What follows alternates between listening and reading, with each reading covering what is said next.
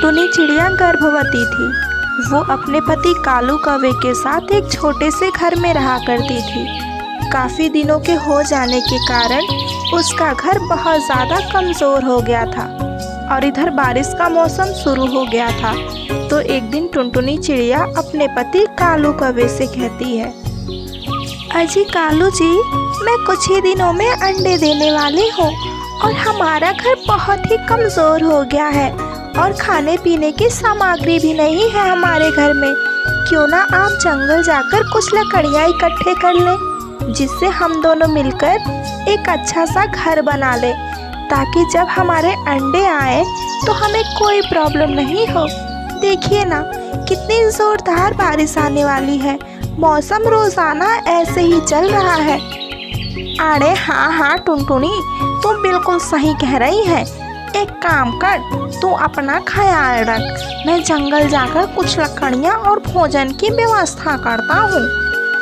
ठीक है कालू जी, आप जाइए, लेकिन ध्यान से जाइएगा, क्योंकि बारिश कब आ जाए कुछ पता नहीं है। अरे हाँ मेरी प्यारी पत्नी। इतना कहकर कालू कौवा भोजन और लकड़ियों की तलाश में जंगल निकल जाता है। अभी वो जंगल जा ही रहा था, तभी उसे रास्ते में कुछ जालिम चील घेर लेते हैं और कहते हैं, अरे कालू, कहाँ जा रहे हो इस बारिश के मौसम में? आज तो तुम्हें देख के मजा ही आ गया। दिल तो कर रहा है कि मैं तुम्हें अभी खा जाऊं। अरे नहीं चील भैया, आप मेरे साथ ऐसा ना करें।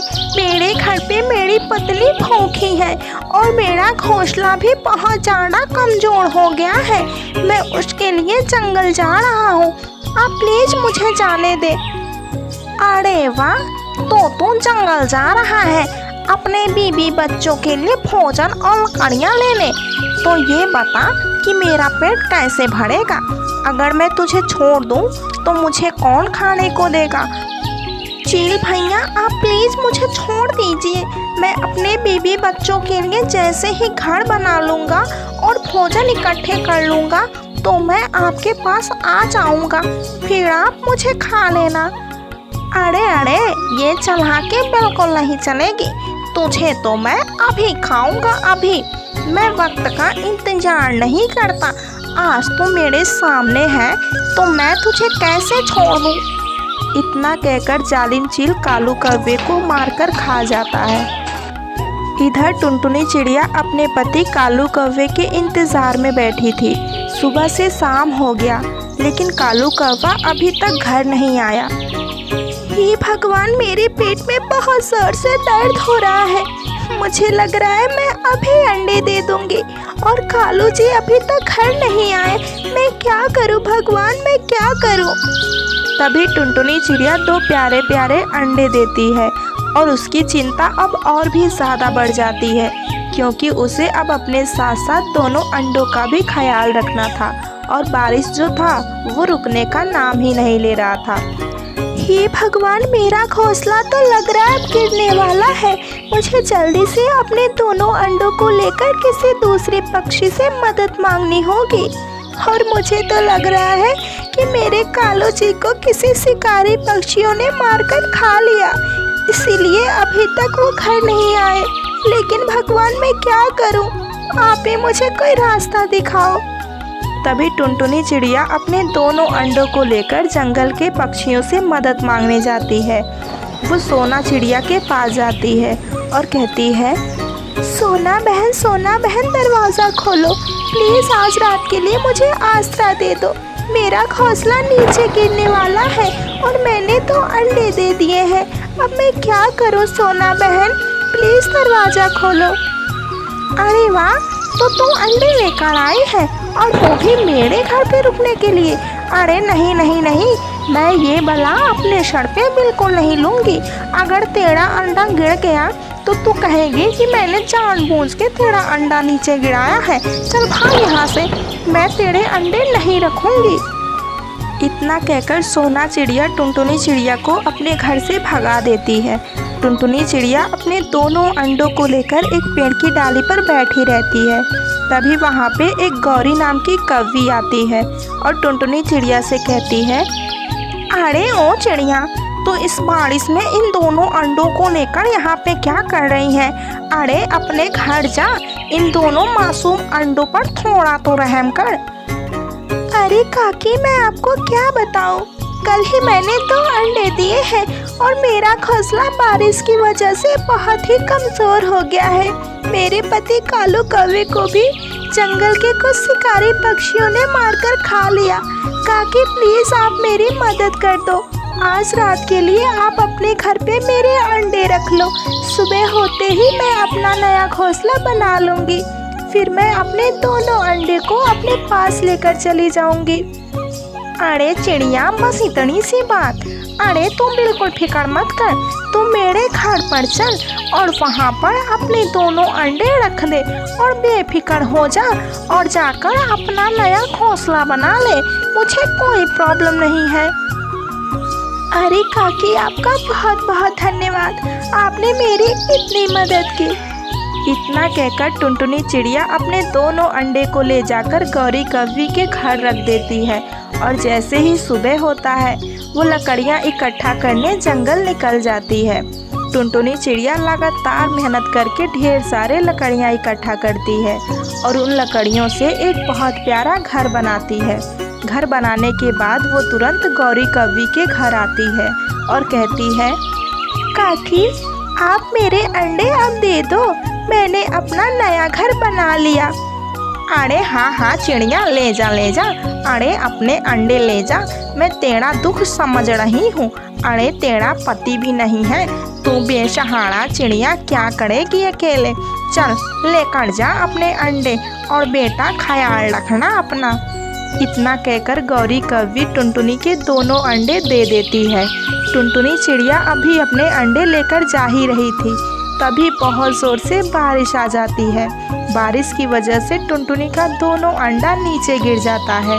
अंडा गिरते ही वो टूट जाता है। हे भगवान, मेरा तो दोनों अंडा टूट गया। अब मैं क्या करूं भगवान, आपने मुझे कोई रास्ता दिखाओ। अब तो मेरा कोई सहारा नहीं है। तभी एक डाली पर टुनटुनी चिड़िया को एक बहुत प्यारा नन्हा बच्चा दिखाई देता है जो रो रहा था। ये देखकर टुनटुनी चिड़िया कहती है, अरे ये कैसा बच्चा है, ये अकेले घोंसले में क्या कर रहा है और क्यों रो रहा है? मुझे जाकर इसकी मदद करनी ही पड़ेगी। ऐसा सोचकर टुनटुनी चिड़िया उस प्यारे नन्हे बच्चे के पास जाती है और कहती है, अरे बेटा आपको क्या हुआ, आप क्यों रो रहे हो? आंटी, मुझे बहुत जोर से भूख लगी है। मेरी माँ 2 दिन से घर नहीं आई है। प्लीज़ आंटी मुझे कुछ खाने को दे दो। अरे बेटा आप रो मत, आज से आप मेरे बेटे हो, आज से मैं आपकी मम्मा हूँ, आप मेरे साथ चलो। टुनटुनी चिड़िया उस प्यारे मासूम बच्चे को अपने साथ अपने घर लेकर आती है और बिल्कुल एक मम्मा चिड़िया की तरह उसे प्यार करती है और उसके साथ अपना जीवन खुशी खुशी जीने लगती है। किसी जंगल में एक बहुत गरीब टुनटुनी नाम की चिड़िया रहा करती थी, जो अपने पति कालू कौवे के साथ एक छोटे से घर में रहा करती थी। उसका पति कालू कौवा बहुत ही मेहनती कौवा था। वो खेती बाड़ी का काम करता और उससे जो भी पैसे मिलते उससे अपने घर का खर्च चलाया करता। अरे टुनटुनी, मैं काम के लिए बाहर जा रहा हूँ, तब तक तुम अपना ख्याल रखना, मैं बहुत जल्द वापस आ जाऊँगा। ठीक है कालू जी, आप जाएं और अपना ख्याल रखिएगा। ऐसे कहकर टुनटुनी चिड़िया कालू को काम के लिए बाहर भेज देती है। कालू कौवा जब काम करने के लिए जंगल पहुंचता है तो वहां पर कुछ और पक्षी रहते हैं। तभी वहां पे एक पक्षी कहता है, अरे अरे कालू, आ गए क्या तुम? अरे इतना काम क्यों कर रहे हो और इतनी मेहनत करके क्या कर लोगे? अरे तुम्हारे तो एक भी बच्चे नहीं हैं, ये जायदाद तुम क्या करोगे? अरे तुम बाज हो बाज, इतनी मेहनत मत करो कालू। ऐसे कहकर सारे पक्षी कालू कौवे को बहुत ताना मारा करते, लेकिन कालू कौवा करता भी तो क्या, वो चुप करके सबकी बातें सुन रहा था। शाम हो जाती है। शाम होते ही जब कालू कौवा अपने घर आता है तो अपने पत्नी टुनटुनी से कहता है, टुनटुनी, मुझे एक बात बताओ, क्या हम माँ बाप नहीं बन सकते? देखो ना, जंगल के सारे पक्षी मुझे ताना मार रहे थे कि मैं बाज हूँ, बाज। लेकिन कालू जी, आप उन लोगों की बातों को क्यों बुरा मान रहे हैं? लोगों को तो कहने की आदत है, आप बस सुनते जाइए। ये बच्चे बच्चे तो भगवान की देन है, आज नहीं तो कल हमें देगा ही। लेकिन टुनटुनी, मैं ऐसे कब तक सहता रहूं लोगों की बात? मैं और अब नहीं सहूंगा। मैं कल ही तुम्हें बैद जी के पास लेकर चलता हूँ, फिर देखना हम दोनों बहुत जल्द माँ बाप बनेंगे। ठीक है कालू जी, हम कल सुबह ही बैद जी के पास चलते हैं। अगली सुबह होते ही कालू कौवा अपने पत्नी को लेकर बैद जी के पास जाता है और वहाँ पर जाके कहता है, बैद जी देखिए, हमारे शादी को काफी दिन हो गए, लेकिन अभी तक हम दोनों माँ बाप नहीं बने और इस बात का ताना हमें पूरे जंगल वाले देते हैं। बैद जी, आप कोई ऐसी दवा दीजिए जिससे हमारी पत्नी बहुत जल्द माँ बन जाए। अरे कालू, तुम कैसे बात कर रहे हो? अरे मेरे पास ऐसी ऐसी जड़ी बूटियाँ हैं कि अगर मैं दे दूँ तो तुम्हारी पत्नी कल ही माँ बन जाए। लेकिन ये जड़ी बूटी खाने से पहले एक बात का ध्यान रखना, जब से तुम्हारी पत्नी ये जड़ी बूटी खा ले, इसे कोई काम धंधा मत करने देना, वरना तुम्हारी पत्नी को बहुत ज्यादा नुकसान होगा। अरे बैद जी, आप चिंता क्यों कर रहे हैं? बस आप दवाइयाँ दीजिए, फिर देखिए मैं अपनी पत्नी का कैसे ख्याल रखता हूँ। बैद जी कालू कौवे को कुछ जड़ी बूटियाँ देते हैं। फिर क्या, कालू कौवा वो लेकर अपने पत्नी के साथ घर आता है और उसे वो जड़ी बूटी दे देता है और कहता है, अरे टुनटुनी, अब मेरी बात कान खोल कर सुनो। आज के बाद तुम कोई भी घर का काम नहीं करोगी। मैं जब जाऊंगा काम करने तो घर का पूरा काम करके ही जाऊंगा। लेकिन कालू जी, आप कैसे करेंगे? आप बाहर जाकर इतनी मेहनत का काम करते हैं और अब घर का भी काम।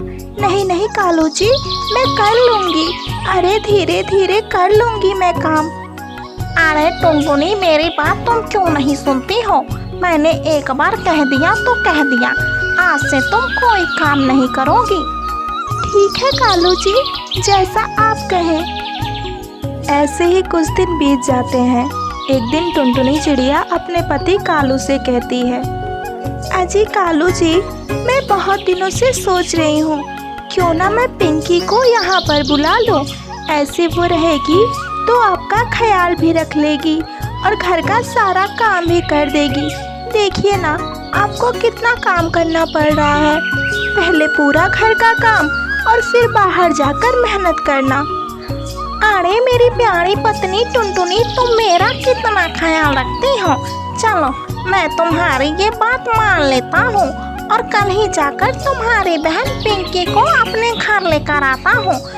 फिर क्या, सुबह होते ही कालू कौवा पिंकी चिड़िया को लेने अपने ससुराल चला जाता है और वहाँ से जब पिंकी चिड़िया को लेकर रास्ते में आता है तो पिंकी चिड़िया कहती है, अरे जीजा जी, थोड़ा धीरे उड़िए।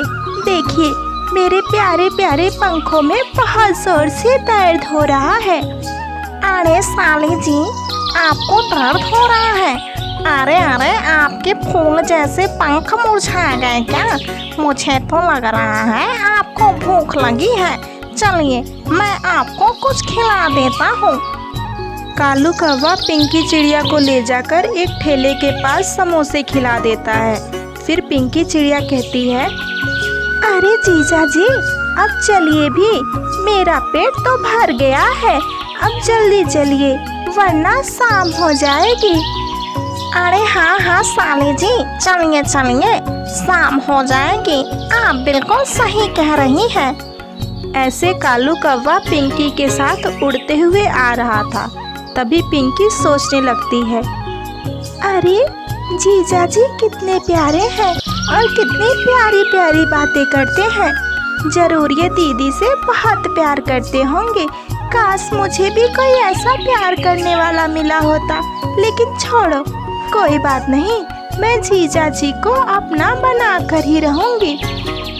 अरे साली जी क्या सोच रही हैं? अरे आ गया हमारा घर, चलिए अपने दीदी से मिल लीजिए। अरे पिंकी तू आ गई। अरे मैं बहुत ज़्यादा खुश हूँ।